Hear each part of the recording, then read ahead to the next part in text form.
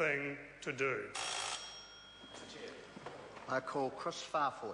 Thank you, Mr Chair, for the opportunity to speak to Part 2 of this bill.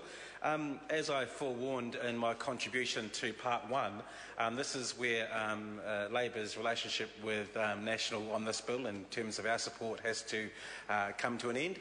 As Ian Lees-Galloway, yes, we are departing company. We're going to not hold hands anymore on this bill because, as Ian Lees-Galloway said, and as Kevin Haig has reinforced, Mr Speaker, this is not a merger within this bill that we support. As I mentioned in Part 1, there were two agencies working in a fragmented way, and we think we know there is sense and efficiencies in bringing those two together and bringing ALAC and the Health Sponsorship Council together.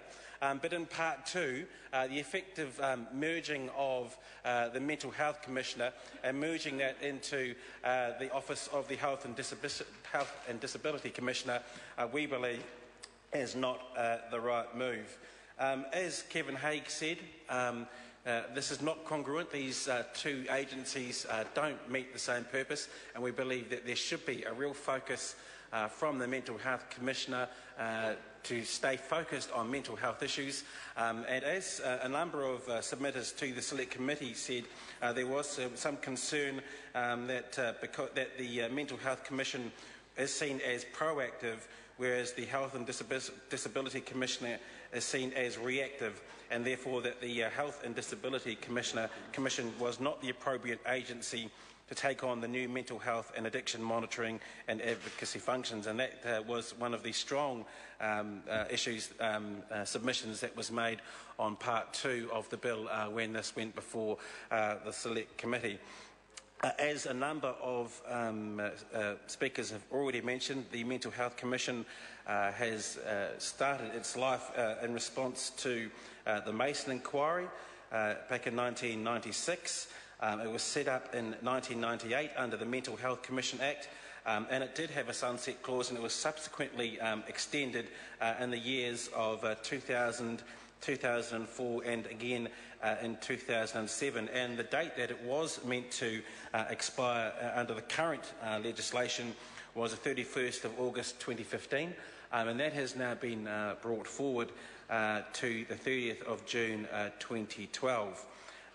Mr Chair, the departmental report said that by transferring the Mental Health Commissioner's monitoring and advocacy functions to the Health and Disability Commissioner, that the bill secured for them a permanent home and a resilient, well-established Crown entity. Well, we don't think necessarily that that is the best home for the functions of the Mental Health Commission. We believe there should be that this agency should stay intact where it is at the moment. We believe that there is still work to be done in terms of what its functions are and what it sets out to do in terms of the short and mid-term plans around mental health. So we don't believe that the Mental Health Commission, the Mental Health Commission's best place is within the Health and Disability Commissioner's office. Mr Chair, the fact that the Mental Health Commission has been rolled into the Health and Disability Commissioner's office has raised questions about the future long-term plans of this government in terms of dealing with mental health issues, and I guess that is another point borne out of the fact that this Commissioner's role is being rolled into the Health and Disability Commissioner's functions, which looks at a very wide number of issues in terms of health issues that we have in New Zealand. So, Mr Speaker, we don't support this measure in Part 2 to roll the Commissioner's functions into the Health and Disability Commissioner's office.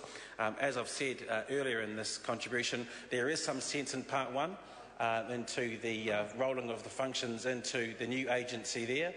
But in terms of this merger or this establishment of the Mental Health Commission in Part 2, we can't support it because, as Ian Lees-Galloway said, we need to have a positive outcome if we're going to take the action that is within this bill, and we don't believe that there will be a positive outcome in terms of the delivery of mental health services for New Zealand, and to make sure we're taking a proactive role to support those people in our community with mental health issues. So we don't believe there will be efficiencies or positive outcomes in the mental health area in this in part 2, and that's why we're not supporting it. Call Grant Robertson. Mr